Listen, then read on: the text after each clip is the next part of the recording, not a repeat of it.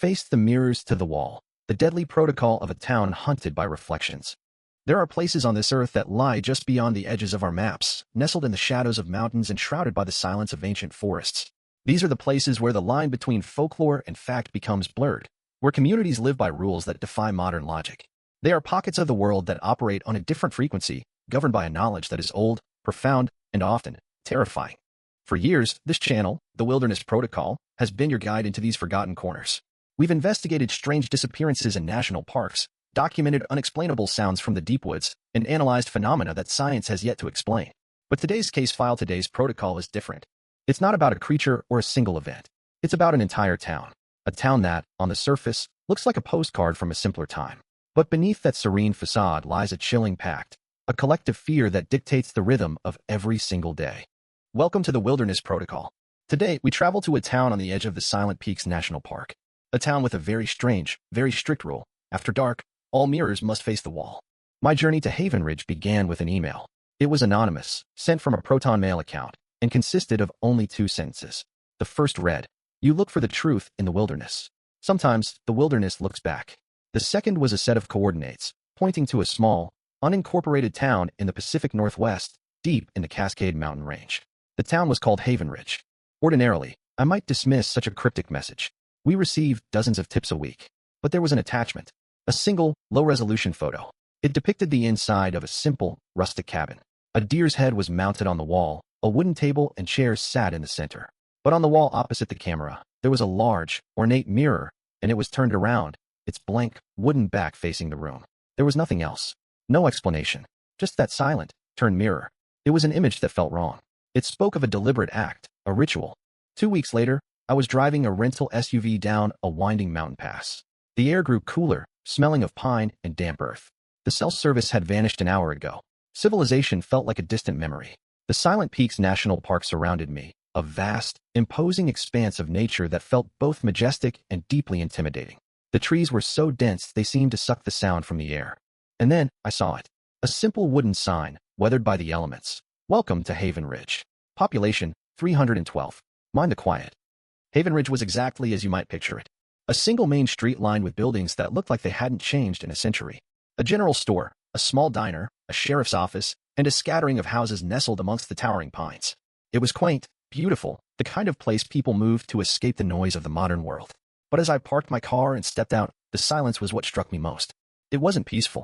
It was heavy, expectant. My first stop was the only lodging in town, a bed and breakfast called the Pine Bow Inn. It was run by a woman in her late 60s named Martha. She had a kind, weary face and hands that were perpetually busy, either knitting or wiping down a counter. "Just one?" she asked, her voice soft. "Just one," I confirmed. "Here for a few days. Doing some research on the park." Her smile didn't quite reach her eyes.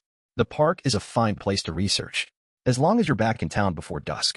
It wasn't a suggestion, it was a gentle instruction. She showed me to my room on the 2nd floor. It was clean, cozy, with a comfortable-looking bed and a window that overlooked the main street. On the wall, next to the wardrobe, was a full-length mirror in a simple oak frame. It was, as in the photograph, turned to face the wall. I paused, pointing at it. "Is that being repaired?" Martha stopped wiping the door handle and looked at the back of the mirror. Her expression became guarded, the warmth in her face evaporating completely. "No," she said, her voice dropping to a near whisper. "That's the rule." The rule. She met my gaze, and for the first time, I saw genuine fear in her eyes. In Haven Ridge, all mirrors, all reflective surfaces, they face the wall after dark. It's for your own safety. You're our guest, so I've already taken care of it for you.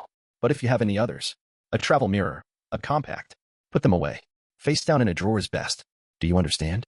I stood there, a dozen questions bubbling up inside me, but the finality in her tone stopped me from asking any of them. It was the same tone a parent uses to warn a child not to touch a hot stove. Not a debate, but a declaration of a dangerous, immutable fact. "I understand," I said, though I didn't. "Not at all." She gave a curt nod, her duty done, and left me alone in the room. I walked over to the mirror. The wood on the back was old, scratched. I had an overwhelming urge to turn it around, to see what was so terrifying about my own reflection. But I didn't. Not yet. Martha's fear felt too genuine to ignore. I spent the rest of the afternoon exploring the town. The strangeness was subtle, but pervasive. In the general store, the small, circular security mirrors in the corners were covered with burlap sacks. The diner had its windowsills lined with potted plants, but no shiny chrome napkin dispensers, no polished steel coffee machines. Everything was matte, dull, non-reflective. I tried to strike up conversations, but the people were polite yet distant. They would answer direct questions about the weather or the price of goods, but any attempt to steer the conversation toward the town's history or customs was met with a polite but firm deflection. They were a community united by an unspoken, shared secret. As the afternoon wore on, a palpable tension began to build. The sun, sinking behind the jagged peaks of the mountains, cast long, distorted shadows across the street. People started moving with more purpose, finishing their errands, nodding to each other with a grim sense of finality. A mother called her children in from a yard, her voice sharp with an urgency that seemed out of place on such a beautiful evening. By the time the last sliver of sun disappeared, Havenridge had transformed. The streets were empty. Every door was locked, every curtain drawn. It was as if the entire town was holding its breath, waiting for the night to pass. Back in my room at the inn, I sat in the dim light, the silence outside broken only by the sighing of the wind in the pines. The turned mirror on the wall seemed to dominate the room, its blankness a silent, screaming accusation. What were they so afraid of? What could possibly happen if one were to gaze into a simple piece of silvered glass after dark? That first night, I learned nothing, but I felt everything. I felt the collective fear of 312 people pressing in on me from the darkness. And I knew, with absolute certainty, that the anonymous email was right. The wilderness here was indeed looking back, and it was using mirrors as its eyes. Sleep did not come easily in Havenridge. Every creak of the old inn, every rustle of leaves outside my window, felt like a prelude to something dreadful. I kept thinking about the mirror. My own shaving kit sat on the dresser, and before turning in, I found myself instinctively taking out the small travel mirror and placing it face down in the top drawer, just as Martha had instructed. The town's fear was contagious. The next morning, the spell was broken. Sunlight streamed through the window. The town was alive again, and the oppressive atmosphere of the night had lifted. It felt almost foolish, like I'd been spooked by a child's ghost story. But the mirror was still turned to the wall, a silent reminder. I knew I wouldn't get answers from the general populace. They were too disciplined, too ingrained in their protocol. If I wanted to understand the why behind the rule, I needed to find the town's historian, its gatekeeper. In a town this small, that usually meant one of two people, the sheriff or the oldest resident. I started with the sheriff. His office was a small, brick building with a single holding cell visible through a barred window. The man behind the desk looked the part. Sheriff Brody was in his 50s, with a weathered face, a thick mustache, and the weary eyes of someone who has seen too much and sleeps too little. "Can I help you?" he asked, his voice a low gravel.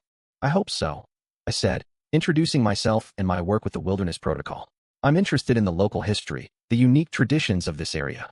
Brody leaned back in his chair, studying me. He knew exactly what I was asking about. "There's not much to tell. We're a quiet town. We like it that way. Your town has a particular rule," I pressed gently, "about mirrors." His eyes hardened. "It's a local ordinance, a safety precaution, like a fire code. We don't question it. We just follow it. And we expect our visitors to do the same." "But what is the precaution for?" He stood up, his gaze steady and unyielding. "Sir, you seem like a reasonable man. So let me be reasonable with you. You're a visitor here. You can enjoy the park, you can eat at our diner, you can sleep in our inn. But you are not a part of this community. Our rules, our reasons, are our own. Respect them, and you'll have a pleasant stay. Don't, and your stay will be very, very short.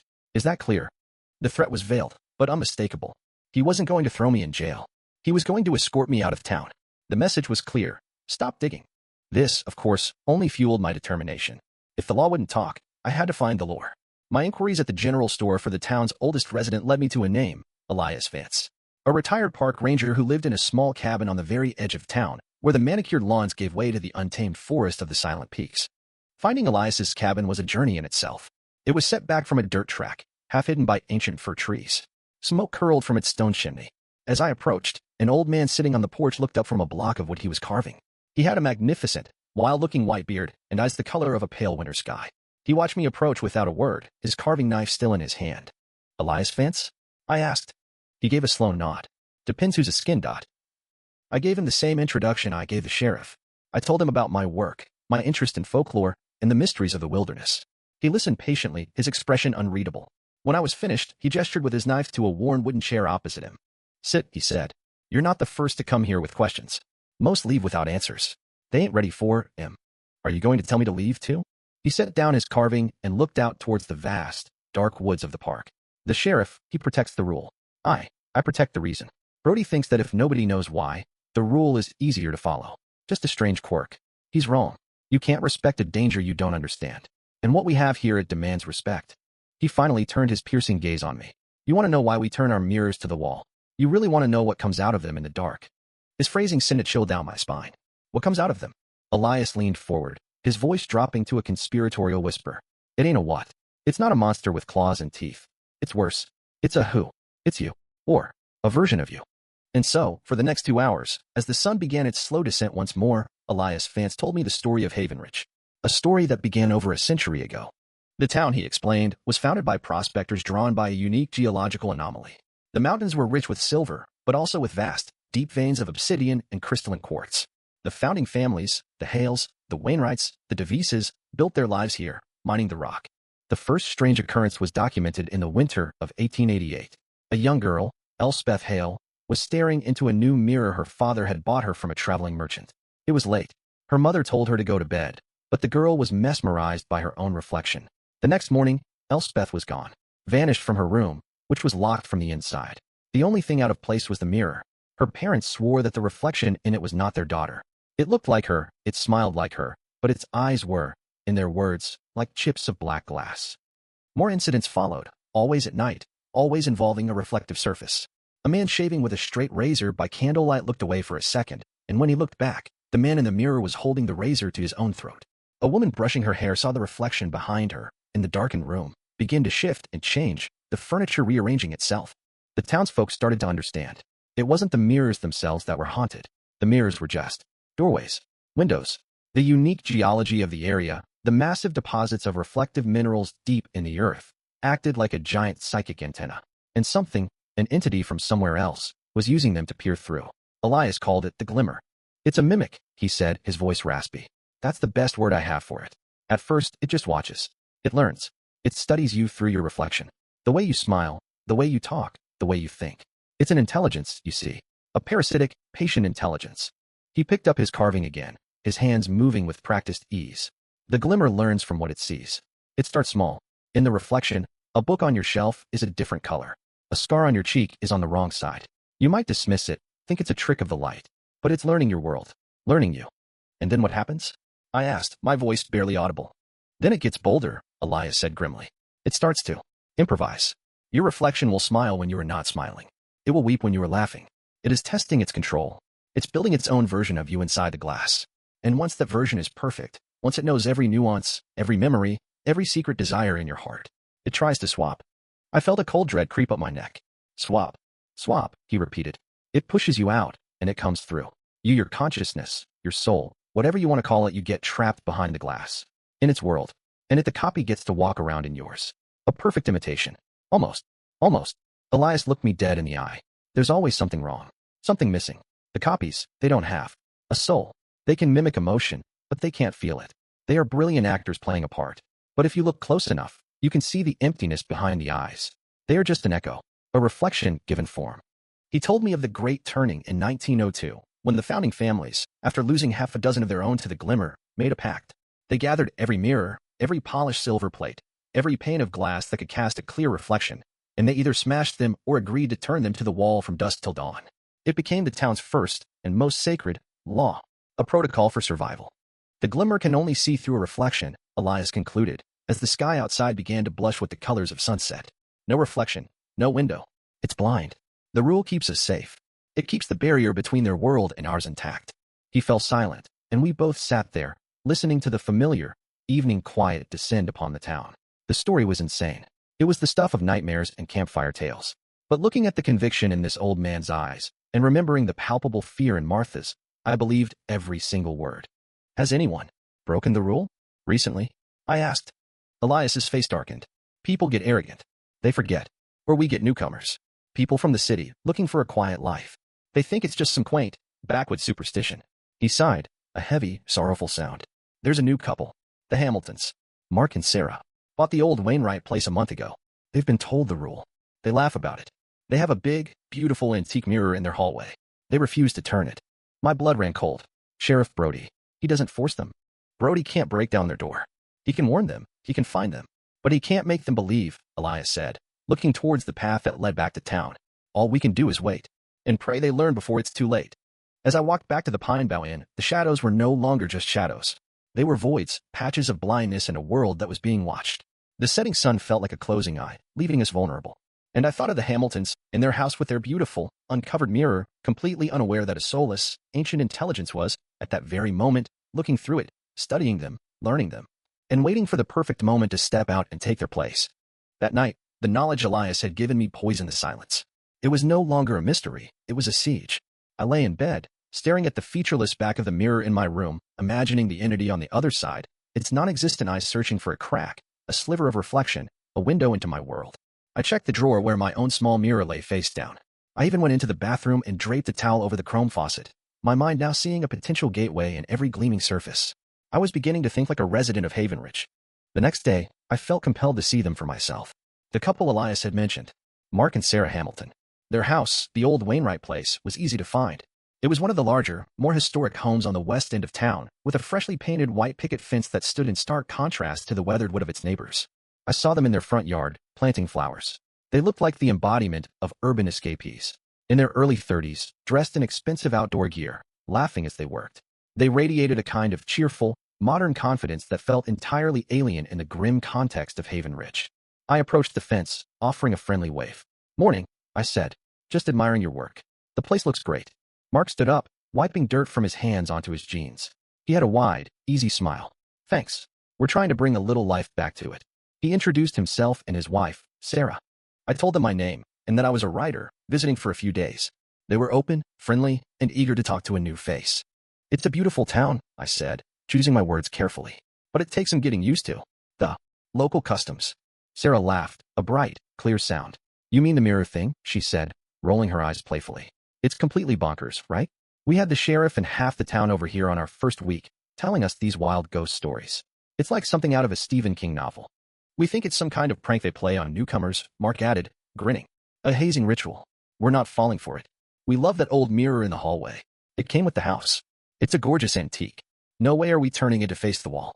I looked past them, through the open front door. I could just see it at the end of the hall. A large, oval mirror in a dark, intricately carved wooden frame. Even from this distance, it seemed to command the space, its surface like a pool of still, dark water. "They seem to take it very seriously," I warned, trying to inject a note of caution into my voice. "The old-timers, especially." "Oh, they do," Sarah agreed, her smile faltering for just a fraction of a second. "It's a little creepy, honestly, the way they all go inside at sunset. But it's just superstition. This is the 21st century. We're not afraid of our own reflections." Her words hung in the air, a boast that sounded like a challenge. I wanted to scream at them.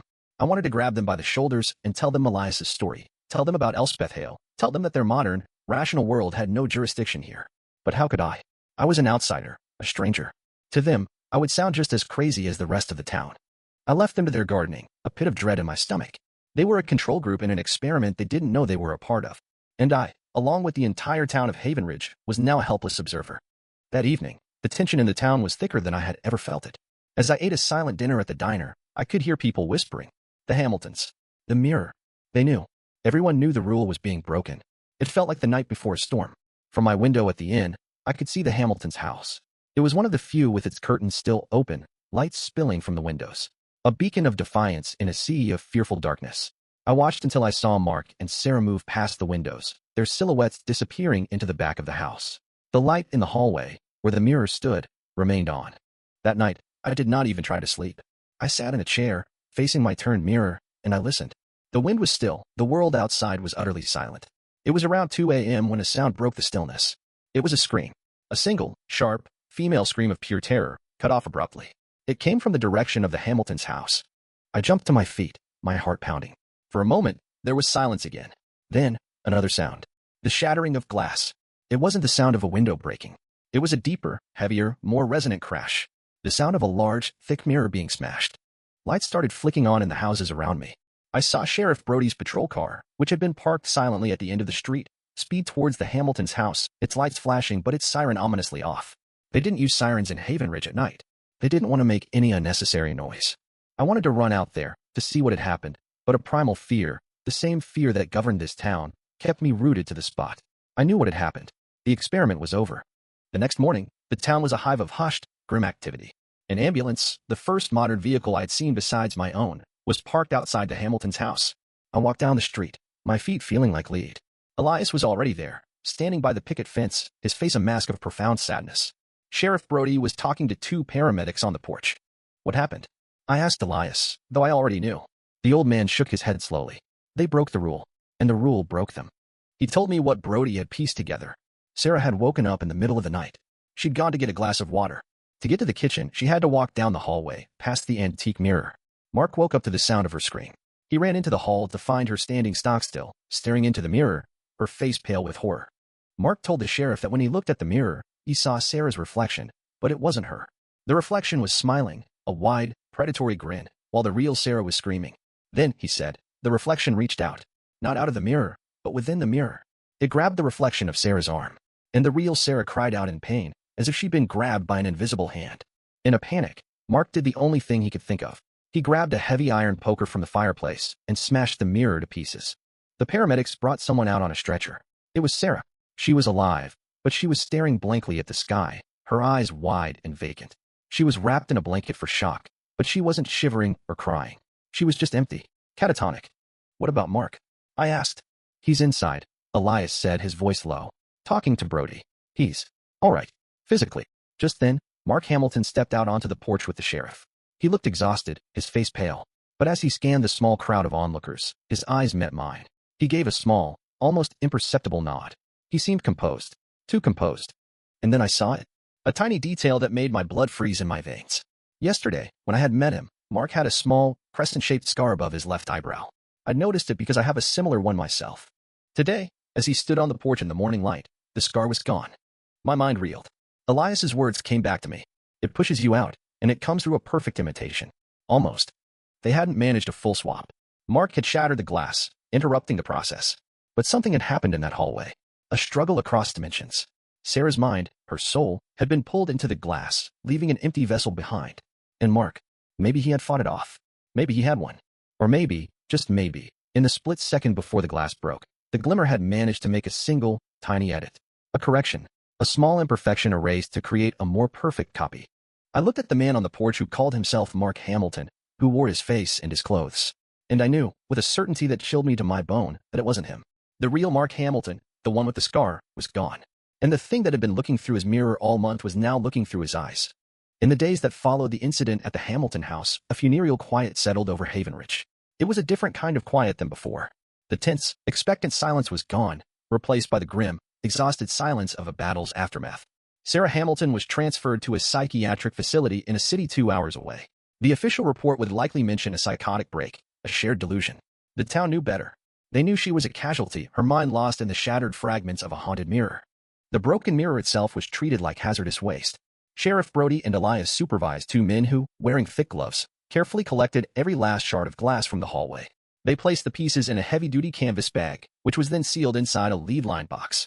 Elias told me later they would bury it deep in the national park, in a place with no name. But my focus, my obsession, was Mark Hamilton. To everyone else, he was a tragic figure. A man whose wife had suffered a sudden and catastrophic mental breakdown. The townsfolk were sympathetic, in their own distant, wary way.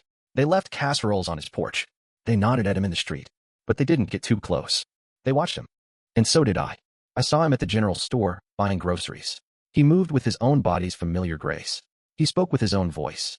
He even managed a weak, sad smile for the cashier. It was a flawless performance. But I knew what I had seen. The missing scar. It was a tiny anchor in reality for me. A constant reminder that the man I was looking at was a forgery. I started to notice other things.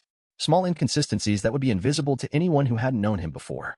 The real Mark, the one I met in the garden, had a nervous habit of tapping his fingers on his leg when he was standing still. This new Mark stood with an unnerving, perfect stillness, like a statue. The real Mark's laugh, which I'd heard just once, was loud and uninhibited. This new Mark, when he tried to express amusement, produced a sound that was technically a laugh, but it had no joy in it. It was a perfect, hollow mimicry. He was an echo that had learned to walk and talk. One afternoon, I was sitting on the porch of the inn, reading, when I saw him walking down the street. On an impulse, I called out to him. Mark, how are you holding up? He stopped and turned. His face arranged itself into an expression of weary grief. It was masterfully done. As well as can be expected, he said. His voice was a perfect replica. It's all a bit of a blur. I can't even imagine, I said, my own heart thudding in my chest. I was talking to it. The thing from the mirror. I was so sorry to hear about Sarah. Thank you, he said. The doctors are hopeful, but it's going to be a long road. There it was again. The perfect, generic, human response. It was like talking to a highly advanced chatbot. It knew all the right words, all the appropriate sentiments, but there was nothing behind them. And then came the moment that confirmed all my fears. He looked at me, a flicker of something new in his eyes. Not sadness. Curiosity. A cold, analytical curiosity. "You're the writer, aren't you?" he asked. "The one asking questions about the town's traditions." "I am," I said carefully. He took a step closer to the porch. "It's fascinating, isn't it?" he said, his voice smooth as glass. "They're folklore. These elaborate beliefs they've constructed to explain the isolation and the silence. The human mind's capacity for self-delusion is truly remarkable." He was discrediting it, the very phenomenon that had allowed him to exist. It was a brilliant, predatory camouflage. By dismissing the town's fear as folklore, he made himself seem like the only sane man left, a victim of their shared hysteria. But it was his eyes. As he spoke, I stared into them, and I saw what Elias had described. A profound, bottomless emptiness. Like looking at a photograph of a person instead of the person themselves. There was no light, no soul, no history in that gaze. It was the gaze of something that had only been born a few days ago, and was learning about the world through a stolen set of eyes. I realized with a jolt of pure terror that it knew I was suspicious. It had to. In a town where everyone else either feared it or pitted the man it was pretending to be, I was the only one who looked at it with a mixture of fear and scrutiny. I was an anomaly. And this thing, this glimmer, it paid attention to anomalies. That evening, I went to Elias's cabin. I told him about the missing scar, about the unnerving conversation. The old ranger listened, his face grim, nodding slowly. "I saw it too," he said when I finished. "The stillness. The eyes. The copy is walking among us." "What does it want?" I asked, my voice trembling slightly. "Why is it still here?" Elias looked out at the darkening forest. "You're thinking of it like a ghost or a demon, with a motive like revenge or malice. It's not like that. The glimmer is more like a virus, a biological imperative. It doesn't want anything in a way we'd understand. It simply seeks to replicate. It observed, it learned, it copied, and it crossed over. Now, it's in a new environment, a world full of new hosts." The implication was horrifying. "You think it will try to spread? It's learning," Elias said, his voice heavy. "It learned Mark Hamilton from a single mirror in a single house. Now it's walking around, seeing its reflection everywhere. In puddles of water, in shop windows, in the chrome of a car bumper, in the eyes of the people it talks to. Every reflection is a new viewpoint, a new chance to learn. It's collecting data. It's growing stronger, more perfect with every passing moment." He turned to me, his old eyes filled with a terrible urgency. "And it has learned you. It saw you through Mark's eyes. It knows you're watching. It knows you know. And to a creature whose survival depends on blending in, on perfect mimicry, a person who can spot the flaws is the greatest threat of all." A cold sweat broke out on my skin. I wasn't just an observer anymore. I was part of the story. I was a target. "What do I do?" "You leave," Elias said, his voice stark. "You leave Haven Ridge. Tonight. Right now. You get in your car, and you drive, and you don't stop until the sun comes up. You came here looking for a story. You found it. Now you need to go and tell it. That's the only thing you can do." His advice hit me with the force of a physical blow. He was right. My presence here was a danger not only to myself, but to the delicate, terrifying balance of the town. As I walked back to the inn to pack my things, the sun had already set. The streetlights of Haven Ridge flickered on, casting pools of lonely, yellow light. The town was locked down, the ritual of turning the mirrors complete. But it was no longer a comfort. It was a terrifying irony. The town had blinded itself to the glimmer outside, but they had no protocol for dealing with the one that was already inside, walking among them in a dead man's shoes. I passed by the Hamilton house. The lights were on. Through the window, I could see the silhouette of the thing that called itself Mark. It was standing in the living room, perfectly still, looking out the window, looking directly at me. It didn't wave. It didn't move. It just watched me, and I had the distinct, horrifying feeling that it was smiling.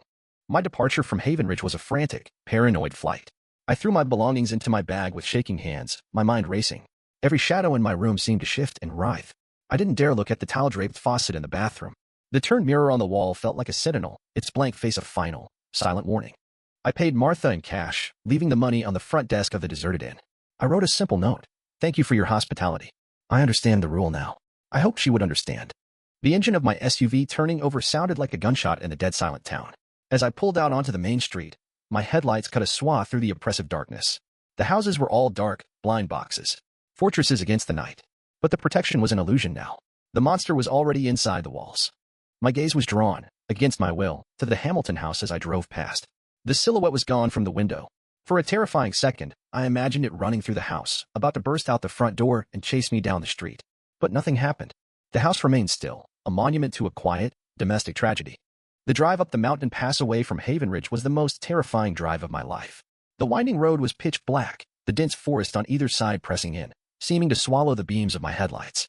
My mind was a fever dream of Elias's words in the image of those empty, watching eyes. It learns from every reflection. I glanced at my rearview mirror. The road behind me was empty, a ribbon of darkness. But in the reflection, for a split second, I thought I saw a flicker of movement in the back seat. My heart leaped into my throat. I slammed on the brakes, the tires screeching on the asphalt, and spun around. There was nothing there. Just my bag and my coat on the back seat. My breath came in ragged gasps. A trick of the light. A symptom of my frayed nerves. That's what I told myself. But I couldn't shake the feeling. I reached up and flipped the rearview mirror to its night setting, angling it down so it reflected nothing but the car's ceiling. Then, I folded in my side mirrors. I was driving blind to what was behind me, but it felt safer. It felt like I was closing the windows. I drove for hours, fueled by adrenaline and coffee, pushing the rental car faster than was safe on the treacherous mountain roads. I didn't stop until I saw the first signs of the world I had left behind: the glow of a 24-hour gas station, the reassuring hum of electricity, the return of cell service. I had escaped. But had I, really? It's been 6 months since I left Havenridge. I wrote the story. I documented everything Elias told me, everything I saw, everything I felt. It has become, without a doubt, the most chilling case file in the history of the Wilderness Protocol. Sarah Hamilton remains in psychiatric care, unresponsive. The official story is that her husband, Mark, visits her every week. A devoted, grieving spouse. I know what he's really doing. He's observing, learning, studying the intricacies of a broken human mind. Sometimes I get calls from a blocked number. When I answer, there's no one on the line. Just silence. A heavy, expectant silence. The same silence that blankets Havenridge after dark. I always hang up immediately. The fear I brought back with me is a quiet, insidious thing. It lives in the periphery. I've become pathologically aware of reflective surfaces. The screen of my phone when it's off, a window at dusk, a puddle after a rainstorm. I often see things, out of the corner of my eye. A shape that moves when I am still. A face in a crowd that looks just a little too much like my own. I've tried to convince myself it's post-traumatic stress. That the horrors I witnessed in that isolated town have left a permanent scar on my psyche. That's the rational explanation. The sane one. But then, there are nights like tonight. I'm here, in my studio, recording this for you. It's late. The only light is the soft glow from my monitor. The large window behind me is a sheet of black, reflecting the room back at me like a dark, murky mirror. And as I've been telling you this story, I haven't been able to shake the feeling that I'm being watched. I can see my own reflection in the dark glass of the window. My mouth moving as I speak, my hands gesturing. It's me. But just a moment ago, as I was recounting my escape from the town, I glanced at the reflection, and for a fraction of a second, I swear, the reflection of me on the glass stopped talking. Its mouth was closed, and it was smiling. A wide, knowing, predatory smile. The glimmer learns from every reflection. It grows stronger. It seeks to replicate. And I spent 2 days in its territory, making myself known. The chilling question that keeps me awake at night is no longer just about the fate of Havenridge. It's about what I might have brought back with me. Did a fragment of it, a single stray photon of its consciousness, latch onto me in that final, terrifying moment? Am I now the mirror? Is it looking through my eyes, right now, as I look at you? The wilderness is vast, and its protocols for survival are ancient and absolute. The people of Havenridge know this. They turn their mirrors to the wall. They blind the monster. But what do you do when you realize, too late, that you might have become the monster's window to the world? What do you do when you're not sure if the face looking back at you from the mirror is your own? Thank you for joining us for this investigation from the Wilderness Protocol. The events in Havenridge serve as a stark reminder that some rules, no matter how strange, exist for a reason. And some places are best left to their secrets. If you have a story, a personal experience with the unexplained in the wild, our email is always open. We read every one. If this story resonated with you, please consider supporting the channel by hitting the like button, subscribing, and ringing the notification bell so you don't miss our next case file. Every bit of support helps us continue our search for the truths hidden in the shadows of our world. Stay safe, stay aware, and if you find yourself in a strange town with a strange rule, we advise you to follow it.